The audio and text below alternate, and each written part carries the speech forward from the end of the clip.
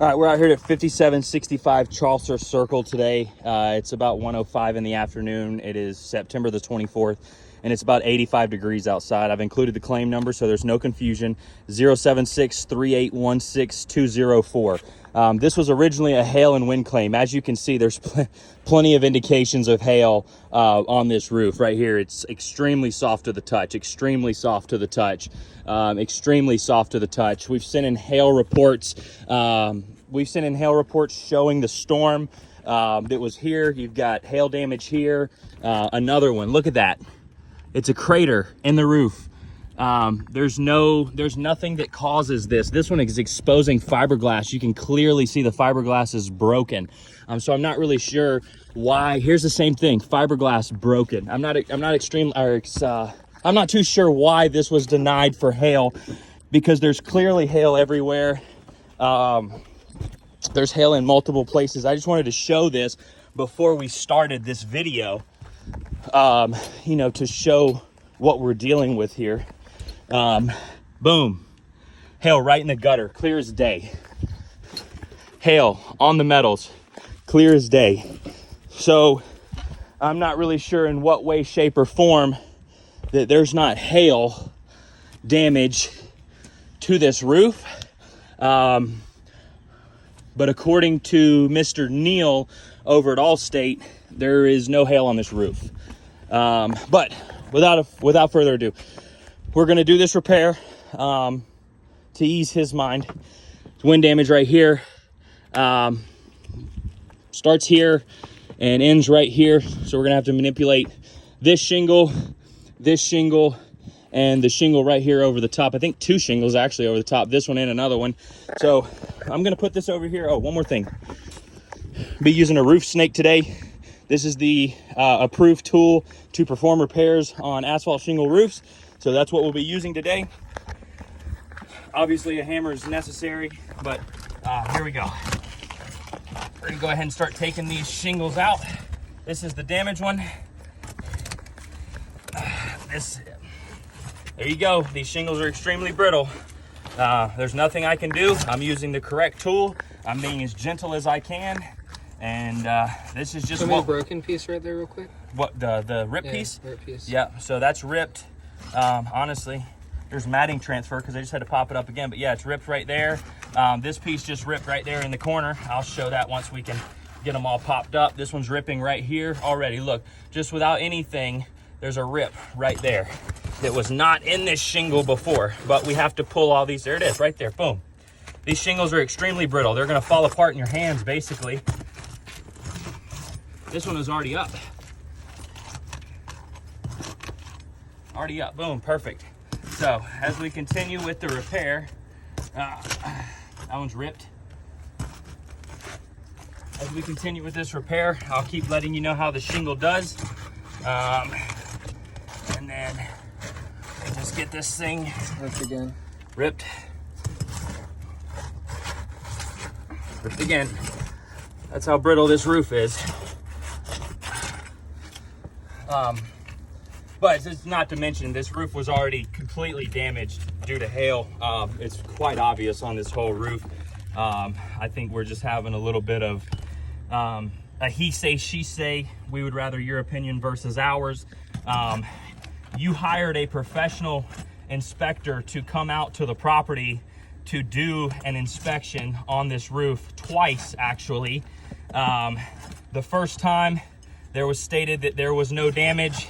You stated that you never saw any wind damage, but you saw the X's that were marked on the roof. The second time you came out here, the guy from Hancock marked up every single thing. It was about 50-50 with him marking and us marking.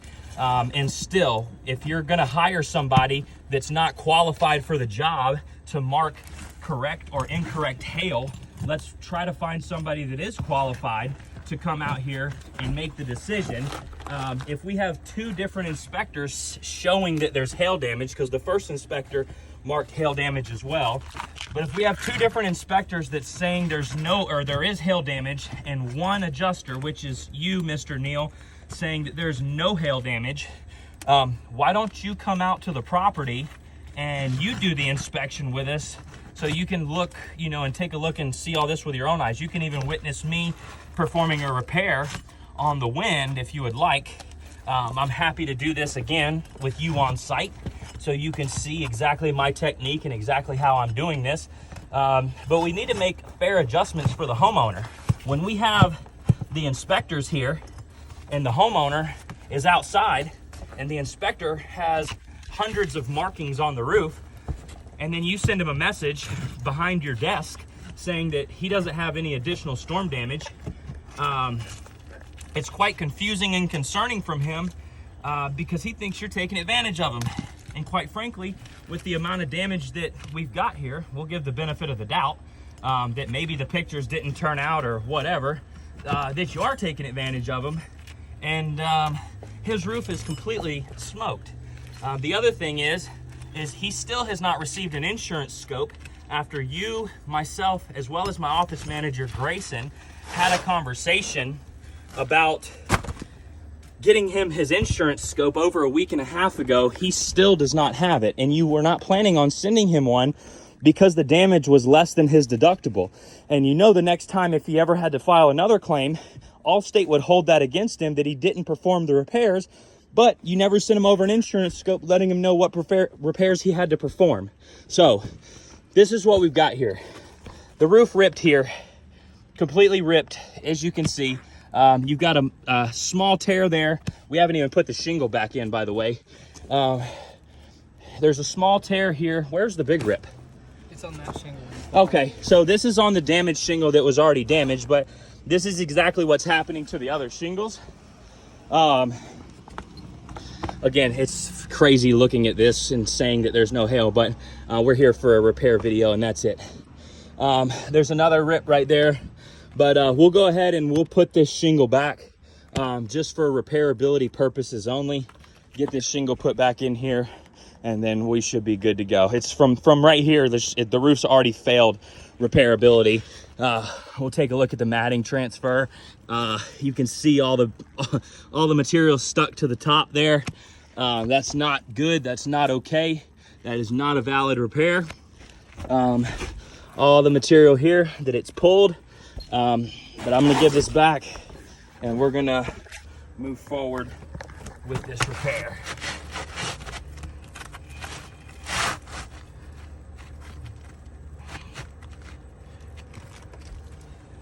Again, what we're also going to do is we are going to take this shingle and we are going to send it off for a third-party shingle identification.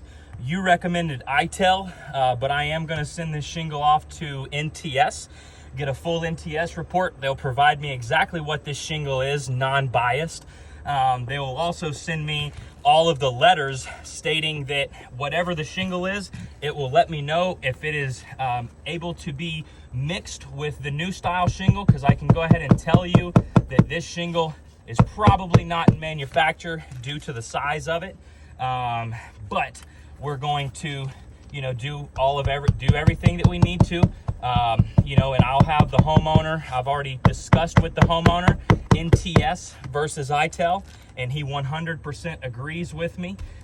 So if you have any questions about why we sent an NTS versus an ITEL, Donnie Miltz will be happy to tell you. But we're gonna go ahead and finish this up here.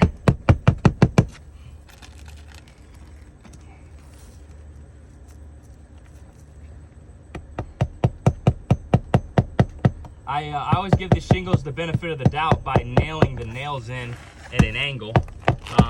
It's not supposed to be done that way, but just for the repairability purposes, I don't want to get jumped on for having the shingles greater than a 45. The roof snake is terrible for hammering nails in. It doesn't hold it tight enough. It's no good. So I'm doing this. There's I guess basically if you were to say rule for not hyperextending the shingle, it needs to say lower than a 45-degree angle. I'm doing that on every single one of these. I'm not lifting any of these shingles higher than a 45. But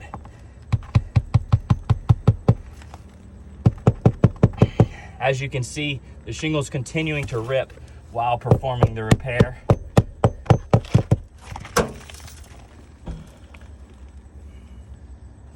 just bust my arm on the gutter?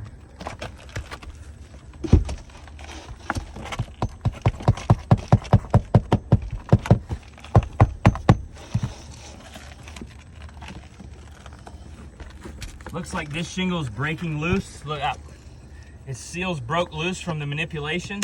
It'll never stick back down. This shingle, the next time a wind comes through, it's gonna get yanked right up because it's already lifted up. This shingle was never touched, or this tab was never directly touched.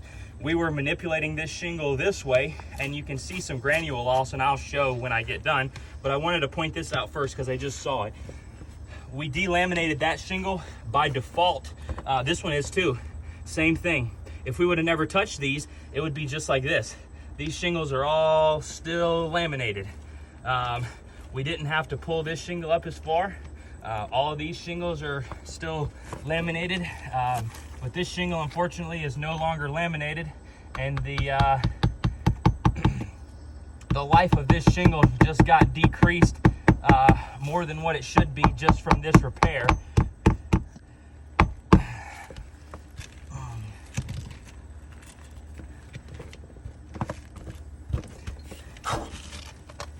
This is extremely brittle for me to get this nail in over here.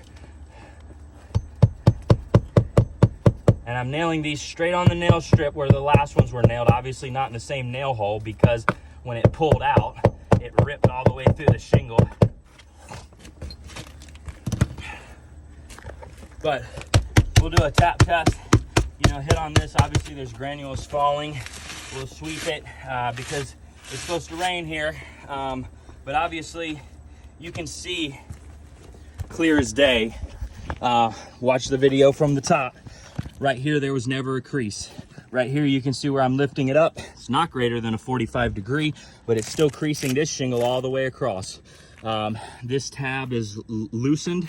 It's still hooked on right here. This tab, unfortunately, all the way across is lifted up. There's creasing right here in the middle. This is purely from manipulation of going like this to get these nails in. There's creasing going on right here and this shingle. But other than that, we just tore the shingles up. We ripped them in multiple places, not just one, not just one shingle either. Every place it's ripped in multiple spots. Some of them are big tears, some of them are small tears.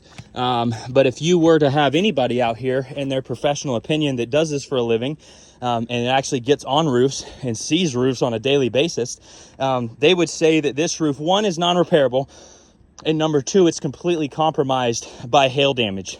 All of these shingles that we just manipulated are completely compromised with the matting transfer, the ripping, the tearing.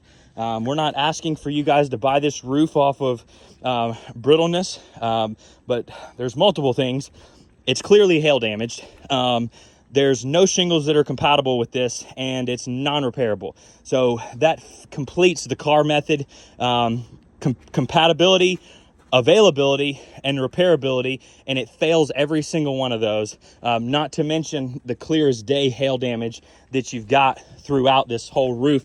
I'll be the first one to point out blistering and degranulation, but when you have impacts to the roof that are squishy, as I would like to say, and have bruised the matting and are clear indications of circular hail. When you've got hail in your gutters, you've got hail in multiple spots on the gutters. Let me take that back. Hail up here in the gable cornice returns, and we're gonna not acknowledge hail when I've sent you a hail report showing that there's hail within half a mile of the vicinity or a quarter of a mile of the vicinity. I sent other insurance scopes from not only Allstate, but other carriers. This one right here, our neighbor, for example, I'll send you this insurance scope. State Farm paid for this roof due to the hailstorm. Multiple other ones. Allstate has been paying for roofs due to this hailstorm. It just seems like you do not want to pay for this roof. I don't know why. I don't know if we're working against the homeowner or not working in the best faith of the homeowner, but this file needs to be reviewed because these photos and these videos will be sent into the insurance commission. We will send this up to higher ups if we have to. If we're not treating this homeowner with good faith, he is absolutely on board to go the extra mile and make sure that he is being treated in the correct manner. This roof is obviously not just wind damage right here. There's other places that have wind damage. We'll walk and show those that are on different slopes.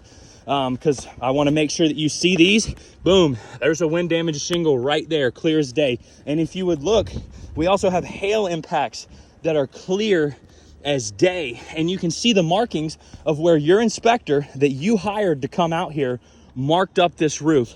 And I'll go up here and show that. This is going to be a long video, but you can clearly see where this roof has been impacted by hail. Multiple places. See if we can get up here and show some more of our markings. You can clearly see that in this turtle vent that there are more than enough dents in that vent right there. Take a look, completely dented up. Right here, you can see the visual impacts of hail. And I'm just gonna go ahead and walk this whole roof with you so I can make sure that you've got it good on camera. This roof, clear indications of hail damage all over the whole roof. Wind damage, 2 wind damages actually. This one, same thing happened with this. This is a perfect example. This shingle originally lost its first adhesive strip, creased right here. It is eventually going to get ripped and crease all the way up to there. That is exactly what just happened on that other slope. Here's another one. We have multiple wind damaged shingles. Obvious hail damage. Clearly craters impacted, granules pushed into the matting. It's almost ridiculous that we're saying this is not hail damage, because now that I think about it, we probably will push this up to a higher level of management, the insurance commission, and make sure Mr. Donnie and his wife and his home is the biggest thing, is treated the way that they should be. They're supposed to be in good hands. Right now, they are not in good hands because we're mistreating this roofing claim. But here's another wind damaged shingle. So you can see how many we would have to repair. There's some on this front slope over here, but you can see how many that we would have to repair with the condition that you just saw that other repairability get left in. It is torn up. It's going to have further collateral damage due to one, the shingles being ripped, two, the tabs that are left that became unattached. But this is going to end this video. This is probably one of the longest repairability videos that I've taken, but this is also one of the most bogus claims that I've ever been a part of. Saying stuff like this has not been considered hail damage with the storms that were validated in this area. But with that, we'll end this claim. We'll do what we have to make sure that this homeowner is treated with the best faith and not in poor faith. Thank you.